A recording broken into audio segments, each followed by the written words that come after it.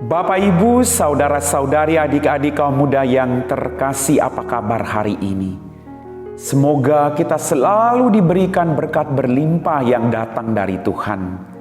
Apapun situasi hidupmu, tetaplah bersyukur. Hari ini kita kembali mendengarkan dan merenungkan firman Tuhan. Maka mari kita siapkan hati kita. Tuhan sertamu dan sertamu juga. Inilah Injil Yesus Kristus menurut Santo Lukas. Dimuliakanlah Tuhan.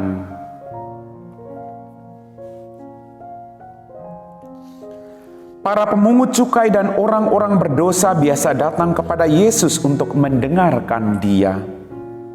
Maka bersungut-sungutlah orang Farisi dan ahli-ahli Taurat, katanya. Ia menerima orang berdosa dan makan bersama-sama dengan mereka. Maka Yesus menyampaikan perumpamaan ini kepada mereka. Ada seorang mempunyai 2 anak laki-laki. Kata yang bungsu kepada ayahnya, "Bapa, berikanlah kepadaku bagian harta milik kita yang menjadi hakku." Lalu ayahnya membagi-bagikan harta kepadanya, dia di antara mereka. Beberapa hari kemudian anak bungsu itu menjual seluruh bagiannya itu, lalu pergi ke negeri yang jauh. Di sana ia memboroskan harta miliknya itu dengan hidup berfoya-foya. Setelah dihabiskannya harta miliknya, timbullah bencana kelaparan di negeri itu, dan ia pun mulai melarat. Lalu ia pergi dan bekerja pada seorang majikan di negeri itu. Orang itu menyuruhnya ke ladang untuk menjaga babi. Lalu ia ingin mengisi perutnya dengan ampas yang menjadi makanan babi itu. Tetapi tidak seorang pun yang memberikan kepadanya. Lalu ia menyadari keadaannya, katanya, "Betapa banyak orang upahan Bapakku yang berlimpah-limpah makanannya, tetapi aku di sini mati kelaparan. Aku akan bangkit dan pergi kepada Bapakku dan berkata kepadanya, Bapa, aku telah berdosa terhadap surga dan terhadap Bapa. Aku tidak layak lagi disebut anak Bapa. Jadikanlah aku sebagai salah seorang upahan Bapa." Maka bangkitlah ia dan pergi kepada bapanya. Ketika ia masih jauh, ayahnya telah melihat dia, lalu tergeraklah hatinya oleh belas kasihan. Ayah itu berlari mendapatkan dia, lalu merangkul dan mencium dia. Kata anak itu kepadanya, "Bapa, aku telah berdosa terhadap surga dan terhadap Bapa. Aku tidak layak lagi disebut anak Bapa." Tetapi ayah itu berkata kepada hamba-hambanya, "Lekaslah bawa kemari jubah yang terbaik dan pakaikanlah kepadanya.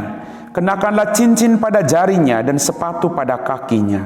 Dan ambillah anak lembu tambun itu, sembelilah dia dan marilah kita makan dan bersuka cita. Sebab anakku ini telah mati dan menjadi hidup kembali. Ia telah hilang dan didapatkan kembali." Maka mulailah mereka bersukaria. Tetapi anaknya yang sulung sedang berada di ladang. Ketika ia pulang dan dekat ke rumah, ia mendengar bunyi seruling dan nyanyian tari-tarian. Lalu ia memanggil salah seorang hamba dan bertanya kepadanya, "Apa arti semuanya itu?" Jawab hamba itu, "Adikmu telah kembali dan ayahmu telah menyembelih anak lembu tambun, karena ia mendapatkan kembali anak itu dengan selamat." Maka marahlah anak sulung itu dan ia tidak mau masuk. Lalu ayahnya keluar dan berbicara dengan dia. Tetapi ia menjawab ayahnya, katanya, "Telah bertahun-tahun aku melayani Bapa dan belum pernah aku melanggar perintah Bapa. Tetapi kepadaku belum pernah Bapa memberikan seekor anak kambing pun untuk bersuka cita dengan sahabat-sahabatku. Tetapi baru saja datang anak Bapa yang telah memboroskan harta kekayaan Bapa bersama dengan pelacur-pelacur. Maka Bapa menyembelih anak lembu tambun itu untuk dia." Kata ayah kepadanya, "Anakku, engkau selalu bersama-sama dengan aku, dan segala kepunyaanku adalah kepunyaanmu. Kita patut bersuka cita dan bergembira, karena adikmu telah mati dan menjadi hidup kembali. Ia telah hilang dan didapatkan kembali." Demikianlah Injil Tuhan.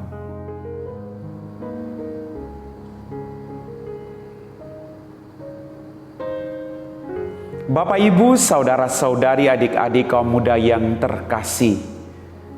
Dalam bacaan kisah tentang anak yang hilang, kita melihat ada 2 tipe manusia.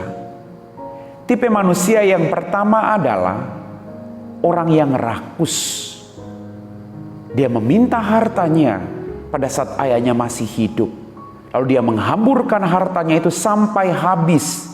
Dan akibat dari kerakusannya, dia mengalami penderitaan yang hebat. Tetapi kemudian, dia menyesal. Dia membuat niat yang baik dalam dirinya. Lalu dia kembali bertobat dan pergi kepada bapaknya. Lalu apakah bapaknya menolak dia? Tidak. Ketika bapaknya melihat anaknya masih jauh, bapaknya tidak duduk, tapi dia berlari mendapatkan anaknya yang telah melukai perasaannya. Lalu ketika anak itu mengatakan, "Bapak, aku tidak layak lagi disebut anak Bapak." Bapak itu tidak mau tahu. Dia katakan kepada pembantunya, "Lekas kenakan sepatu yang paling bagus, jubah yang paling bagus, cincin pada jarinya. Sembelilah anak domba yang paling gemuk. Mari kita bersukaria karena anakku yang hilang telah ditemukan kembali." Ketika anak ini melakukan pertobatan, dia kembali, ada sukacita yang besar dalam kerajaan surga. Awalnya dia berdosa, tapi dia berpikir akan cinta dan belas kasih bapaknya, dia kembali. Lalu akhirnya dia menerima belas kasih dan rangkulan melampaui segala dosa yang pernah dia lakukan kepada bapaknya. Ada sukacita. Bagaimana dengan kita? Ketika kita melakukan kesalahan, apakah kita menyesali, lalu kita kembali kepada Bapa agar kita dirangkul oleh Bapa kita? Bapa selalu menunggu pertobatan yang kita lakukan dalam kehidupan kita. Maka jangan pernah tunggu terlalu lama. Lakukan hari ini. Kalau Anda bisa melakukan pertobatan hari ini, lakukan itu dengan sukacita. Maka Bapamu akan merangkul engkau dan merayakan pesta yang luar biasa karena engkau telah ditemukan kembali. Tipe manusia yang kedua adalah anak sulung. Anak sulung ini tidak melakukan dosa. Dia tinggal bersama bapaknya, dia tidak minta harta. Tapi sayang, dia tidak menyadari bahwa semua harta yang bapaknya miliki adalah punya dia. Dia begitu dekat dengan bapaknya, tapi dia tidak menyadari akan belas kasih dan cinta kasih bapaknya. Maka dia bersungut-sungut. Setelah sekian lama saya melayani Bapak, tapi Bapak tidak pernah memberikan segala anak domba untuk saya sembelih dan bersukacita dengan teman-teman saya. Tapi Bapak itu berkata, "Anakku, semua yang saya milik itu punyamu." Kadang kita tidak menyadari. Kadang kita merasa bahwa kita paling benar dari orang lain, paling suci dari orang lain. Sehingga ketika orang lain melakukan pertobatan lalu kita marah.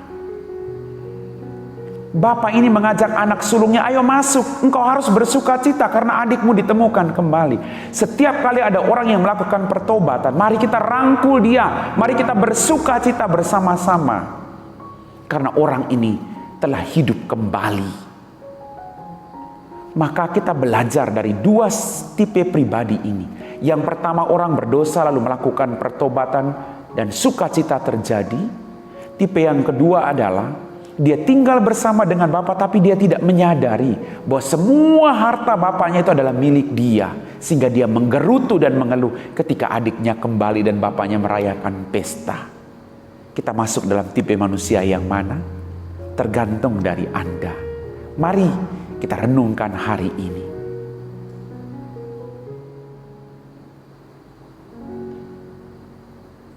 Bapak, Ibu, saudara-saudari, adik-adikku yang terkasih, kita telah mendengarkan firman Tuhan, kisah tentang anak yang hilang. Sungguh luar biasa anak ini. Dia bertobat dan dia dirangkul oleh Bapa. Saya juga berharap kita semua melakukan pertobatan agar kita dirangkul dengan penuh kasih. Kita dirayakan pesta oleh Bapa kita yang ada di surga. Maka mari kita mau berdoa, kita mohon berkat dari Bapa kita. Dalam nama Bapa dan Putra dan Roh Kudus, amin. Ya Tuhan Allah Bapa kami dalam kerajaan surga, terima kasih Tuhan atas setiap rahmat dan berkat yang masih Engkau limpahkan dalam kehidupan kami masing-masing. Bantulah kami untuk menyadari betapa besar kasih-Mu bagi kami, siapapun kami. Entah itu kami orang berdosa, entah itu kami orang baik dan benar. Engkau selalu merangkul kami semua agar kami boleh memperoleh keselamatan sejati.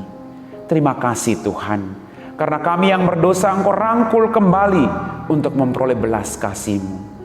Berkatilah orang-orang yang saat ini jatuh ke dalam salah dan dosa. Angkatlah mereka kembali Tuhan. Berkatilah juga orang-orang yang mungkin masih sulit menerima orang-orang yang melakukan pertobatan, agar mereka juga punya hati seperti Engkau Bapa. Kami puji Engkau Bapa, kini dan sepanjang segala masa. Amin. Tuhan sertamu dan sertamu juga. Semoga kita sekalian, orang-orang yang kita doakan, pekerjaan kita hari ini diberkati oleh Allah yang Maha Kuasa. Dalam nama Bapa dan Putra dan Roh Kudus. Amin.